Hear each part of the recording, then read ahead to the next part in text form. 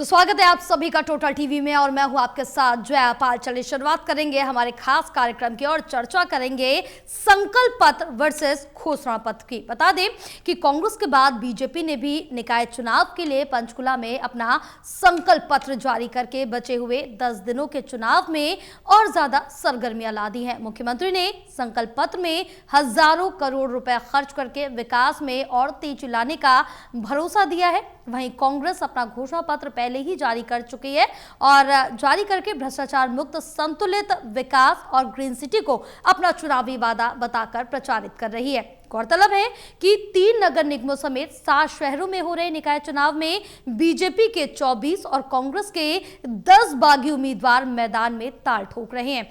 घोषणा पत्र जारी करने के बाद मुख्यमंत्री नायब सिंह सैनी ने कहा कि 2024 के संकल्प पत्र में से 63 संकल्प पूरे किए गए और बाकी पूरे करने का काम जारी। और इस बार निकाय चुनाव के संकल्प पत्र में 20 संकल्प लिए गए। सरकार सभी संकल्पों को पूरा करने का काम करेगी। हरियाणा निकाय चुनाव के लिए बीजेपी ने 20 संकल्पों का ये घोषणा पत्र जारी किया। देखना यह होगा कि जनता किसके वादों पर कितना विश्वास जताती है।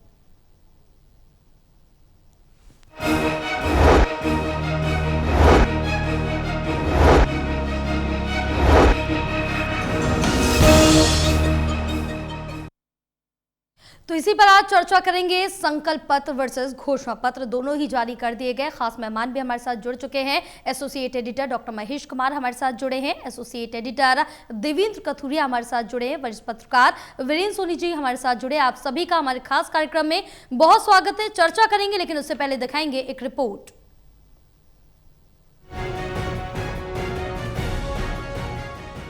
आज 29 अप्रैल है। कल अप्रैल का महीना खत्म।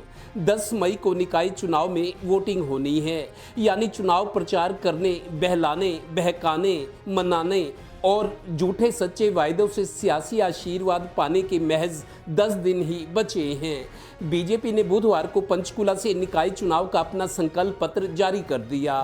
खास बात यह कि बीजेपी 3 नगर निगमों समेत 7 जगह निकाय चुनाव के लिए हर जगह का अलग संकल्प पत्र जारी कर रही है। सीएम ने संकल्प पत्र में विकास को और तेज करने, ग्लोबल सिटी बनाने, विकास योजनाओं पर 1000 करोड़ और पानी निकासी पर 550 करोड़ खर्च करने का वायदा किया है। जो भारतीय जनता पार्टी ने कहा है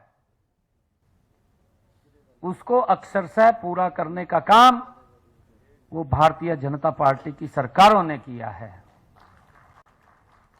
साथियों, इसके अलग भी अगर हम देखें, जो संकल्प पत्र में कहा उसको तो पूरा किया है, परंतु जो संकल्प पत्र में भी नहीं कहा है उसको भी धरातल पर उतारने का काम नरेंद्र मोदी जी के नेतृत्व में ये भारतीय जनता पार्टी सरकार कर रही है। वहीं कांग्रेस ने अपना घोषणा पत्र पहले ही जारी कर दिया है। कांग्रेस ने बदलाव शीर्षक के साथ भ्रष्टाचार मुक्त और ग्रीन सिटी बनाने का वायदा किया है। देखिए, हम भ्रष्टाचार मुक्त प्रशासन के ऊपर चुनाव लड़ना चाहते हैं। हम चाहते हैं महिलाओं के हाथ में सत्ता है। हम चाहते हैं शहरों में साफ सफाई, लाइट का इंतजाम, आरओ का इंतजाम, वाईफाई का इंतजाम, साफ सड़कें रिपेयर मरम्मत कराई जाए, नई सड़कें बनवाई जाए। इसी तरह से जो है ना, पार्कों का, चौहे का, जहाँ जहाँ भी शहर का ब्यूटीकरण है वो किया जाए। गरीब व्यक्तियों को न्याय मिल सके, उन सब के लिए हमारा प्रयास रहेगा। जो प्रॉब्लम्स हैं, कहीं सीवरेज की दिक्कत है, कहीं पानी की प्रॉब्लम है, सफाई की प्रॉब्लम है, तो इन सब चीज़ों को, ड्रेनेज की दिक्कत है, उन सब के ऊपर हमारा फोकस है और हम चाहते हैं। गौरतलब है कि मौसम की गर्मी में निकाय चुनाव का तड़का लग गया है। अब आएगा मजा। बड़ी बड़ी गाड़ियों में एसी की हवा से बाहर निकलकर नेताजी अब फिर पसीना पोंछते पोंछते हाथ जोड़ते हुए वोट का आशीर्वाद मांगेंगे। 10 मई को वोट पड़ेंगे, 13 मई को नतीजे, उससे पहले 4 मई को 5 राज्यों के चुनावी नतीजे आएंगे।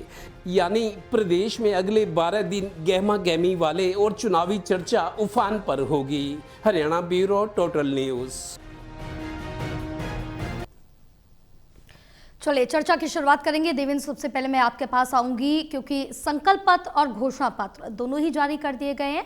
कांग्रेस और भारतीय जनता पार्टी ने दोनों ही ने अपने अपने घोषणा पत्र और संकल्प पत्र जारी कर दिया। और सबसे पहले ये सवाल है कि दोनों के घोषणा पत्र में क्या कुछ अंतर है और क्या नया है?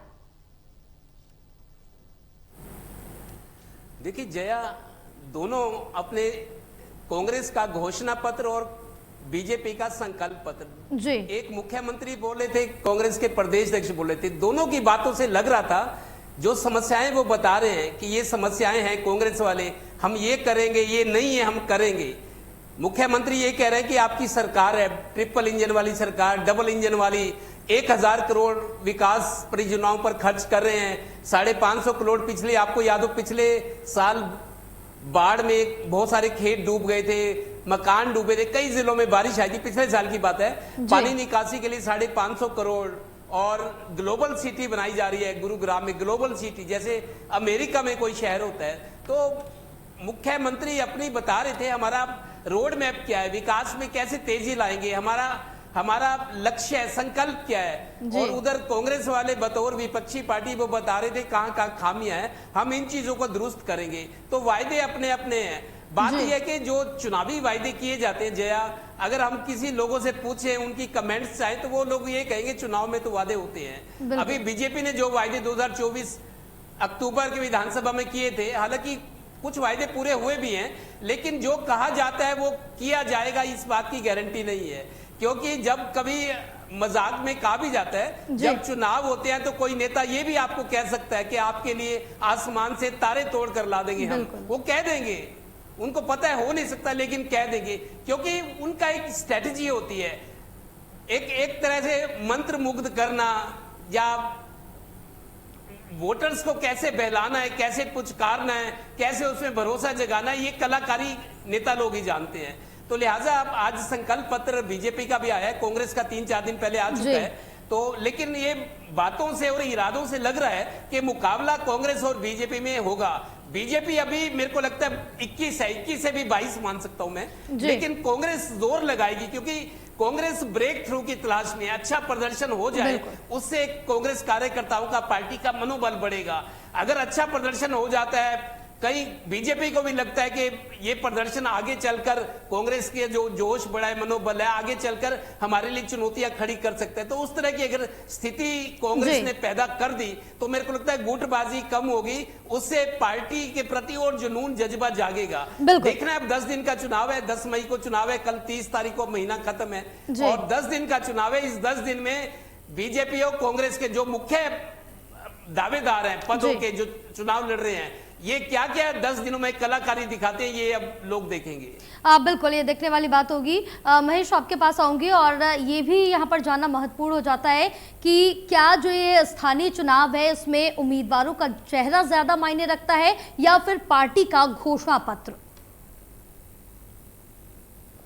देखिए, ये पार्टी टू पार्टी इस सवाल का जवाब वेरी करता है। अगर भारतीय जनता पार्टी की बात हो तो फिर मुख्यमंत्री नायब सिंह सैनी खुद उम्मीदवार बन जाते हैं, कमल के निशान को सामने रखते हैं और फिर कहते हैं कि आपका मेयर मैं बनूंगा, आपके जो भी काम हैं वो सीधे बतौर मेयर मुख्यमंत्री करेगा। तो फिर नायब सिंह सैनी जब खुद उम्मीदवार बन जाते हैं तो फिर भारतीय जनता पार्टी के उम्मीदवार का चेहरा गौण हो जाता है। लेकिन जब बात कांग्रेस पार्टी की हो तो फिर कांग्रेस पार्टी में स्वयं की जो स्वीकार्यता है, जो पब्लिक एक्सेप्टेंस है, वो कहीं ना कहीं ज़रूर मायने रखता नजर आएगा। क्योंकि कांग्रेस पार्टी हमने अतीत में देखा है कि टुकड़ों में बटी हुई पार्टी है और कांग्रेस को हराती है। तो ऐसे में भीतरघात की जो समस्या है, जो संकट है, वो कांग्रेस पार्टी में काफ़ी ज़्यादा है। तो ऐसे में कांग्रेस पार्टी के उम्मीदवार का जो परफॉर्मेंस होगा उसे आप काफ़ी हद तक इंडिविजुअल परफॉर्मेंस भी मान सकते हैं। तो दोनों पार्टियों में बहुत बड़ा अंतर इस वक्त महसूस हो रहा है। अब भारतीय जनता पार्टी कह सकती है कि 1000 करोड़ रुपए खर्च करेंगे, लेकिन क्या यही बात कांग्रेस पार्टी कह सकती है? भूपेंद्र सिंह हुड्डा कह सकते हैं? राव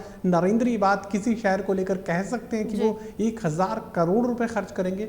अभी राव नरेंद्र को हम सुन रहे थे, वो ये कह रहे थे, कांग्रेस पार्टी के प्रदेशाध्यक्ष दो टूक ये कहना चाहते हैं कि ईमानदार प्रशासन वो देंगे। देखिए, आपका मेयर अगर बन भी गया तो ईमानदार प्रशासन कैसे बनेगा? अधिकारी जो हैं, HCS अधिकारियों का अगर जिक्र किया जाए तो वो भी जो है सरकार लगाती है, अपने पसंदीदा चेहरों को लगाएगी। IAS अधिकारियों की बात की की जाए तो सरकार उसकी नियुक्ति करती है, अपने पसंदीदा चेहरों को लगाएगी। और उससे नीचे अगर आ जाए तो क्लर्क, बाबू, इसके अलावा जितने भी छोटे छोटे कर्मचारियों की बात की जाए तो वो तमाम कर्मचारियों की नियुक्ति जो है वो सरकार करती है, उनकी जो ट्रांसफर है वो सरकार करती है। आप कैसे एक पूरी व्यवस्था को ईमानदार बना देंगे? अपने मेयर को मान लीजिए आपने कांग्रेस पार्टी ने मेयर की कुर्सी हासिल कर ली, फिर नीचे की पूरी व्यवस्था ईमानदार कैसे हो जाएगी? खास बात ये कि किसी मेयर के पास कोई बहुत बड़ा इख्तियारात किसी भी अधिकारी को लेकर, कर्मचारी को लेकर नहीं है। ज्यादा से ज्यादा ये सिफारिश कर सकते हैं, सिफारिश से ज्यादा कुछ भी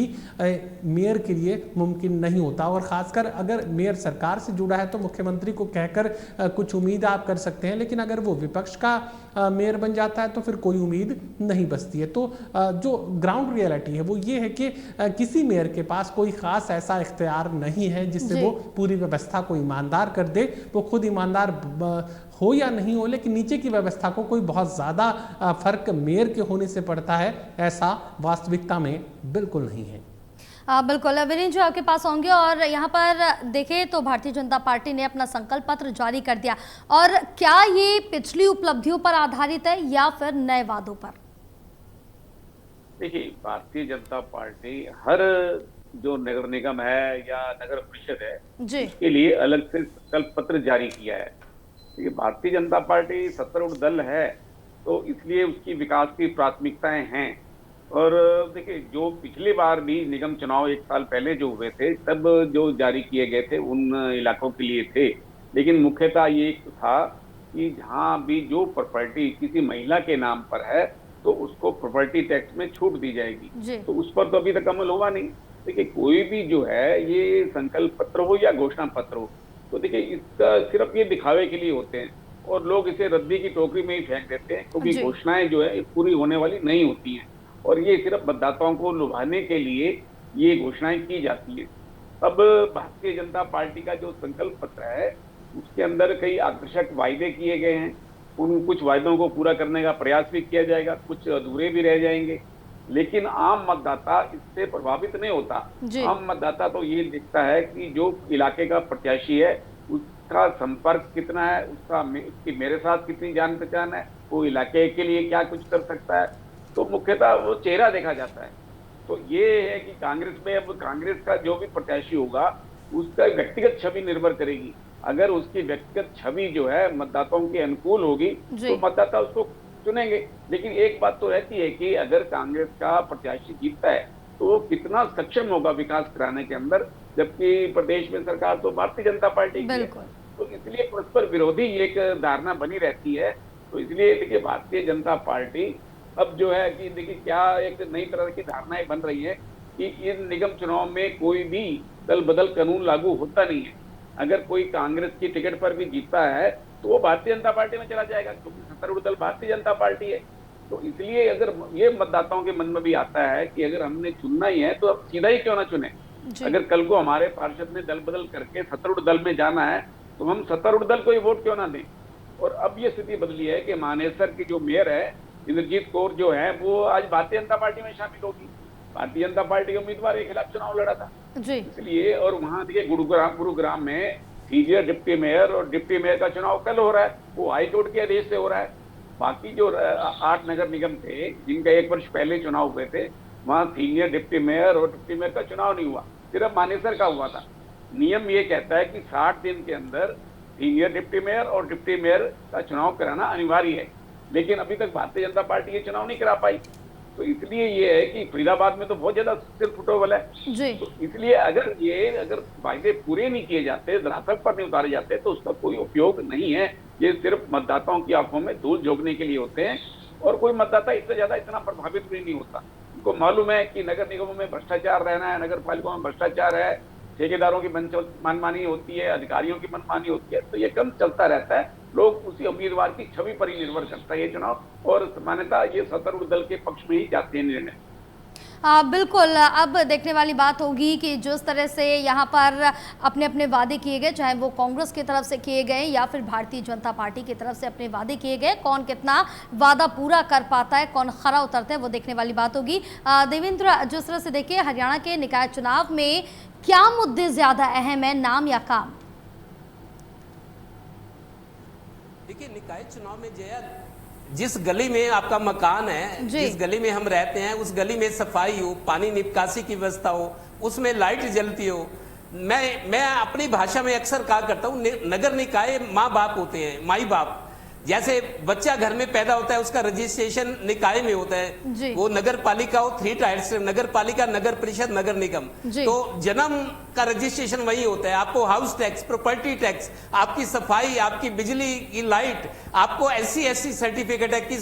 आपको अगर चुनाव लड़ना है या किसी शैक्षणिक मकसद से चाहिए तो वो SC/ST सर्टिफिकेट, कास्ट सर्टिफिकेट बनता है। बहुत सारे ऐसे काम हैं। तो मतलब सबसे ज्यादा काम मेरे को लगता है किसी भी व्यक्ति को जो बाशिंदा उस शहर का, गांव का, कस्बे का, नगर पालिका, नगर परिषद, नगर निगम से ही पड़ता है। और ये जो चुनाव होता है, ये चेहरे का और साख का चुनाव है। आदमी ये नहीं, इसमें कोई सिफारिश नहीं है। आदमी देखता है कि जो उम्मीदवार है, क्या उसका स्वभाव ठीक है, उसका व्यवहार ठीक है, उसके चेहरे पे भरोसा कर सकते हैं, उसकी कोई छवि ऐसी तो नहीं है कि जो नेगेटिव हो। तो बस यही देखना होता है उसमें। आपको और बताऊं, काम करना और काम लेना आना चाहिए। मैं आपको बताता हूं, कोई जनप्रतिनिधि हो, अगर जो सक्षम है, पढ़ा लिखा है, उसको कानून का ज्ञान है, अफसरों से काम लगवाने का तरीका है, तो काम हो जाता है, भले ही विपक्ष का हो। छोटे मोटे काम है और इसमें मेरे को नहीं लगता भेदभाव ज्यादा होता है कि सत्ता का है, विपक्ष का है। उनको पता है गली मोहल्ले का काम है, गली मोहल्ले के चुनाव है, लेकिन काम लेना आना चाहिए, काम के प्रति समर्पण होना चाहिए,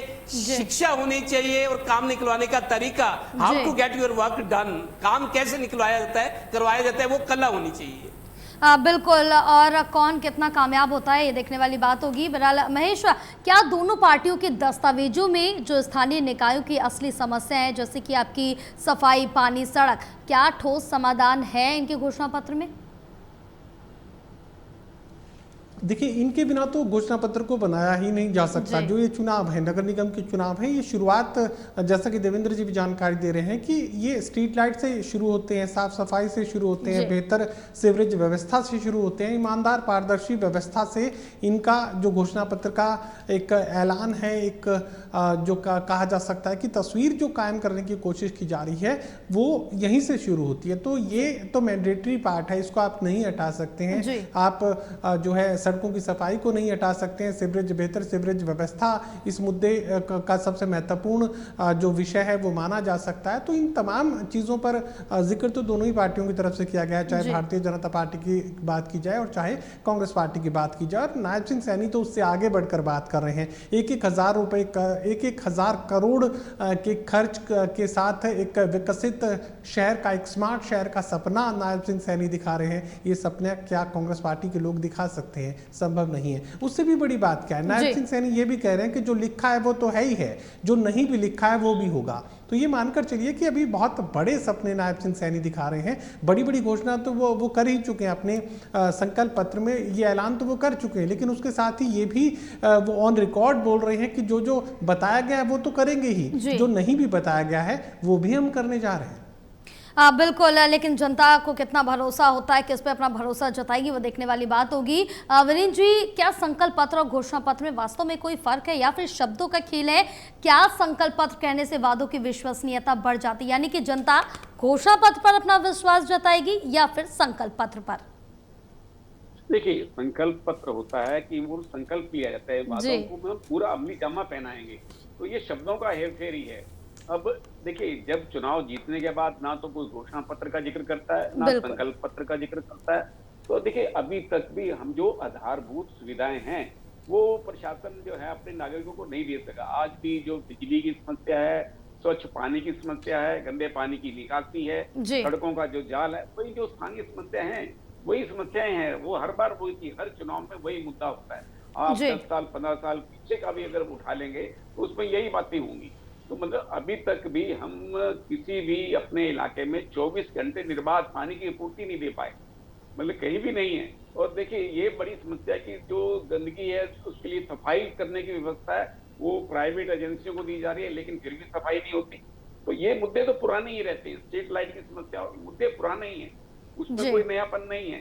लेकिन देखिए, कुछ अगर प्रॉपर्टी ID का सरकार एक नई व्यवस्था लेकर आई तो उसमें कई खामियां भी हैं, लोगों को काफी कठिनाई का सामना करना पड़ा, उसमें कई सुधार भी किया है, जी। समय समय पर सुधार होता रहा है, लेकिन अभी भी लोगों को काफी कठिनाइयां हैं। बिल्कुल। जैसे अभी ये नक्शे पास करने की व्यवस्था है, उससे भी लोगों को काफी कठिनाई होती है। अभी ऑनलाइन व्यवस्थाएं की गई हैं, लेकिन उसका भी जो आम उपभोक्ता को, आम व्यक्ति को लाभ मिलना चाहिए, उसका मिल नहीं रहा। और देखिए, अलग अलग जनता के समाधान शिविर भी लगाए जा रहे हैं, जी। लेकिन इसके बाद भी लोगों की समस्याओं का समाधान नहीं है। बिल्कुल। जो नगर निगमों और नगर पालिकाओं से लोगों की अपेक्षा रहती है, वो पूरी नहीं हो पाती। जी। उनमें भ्रष्टाचार बनता है।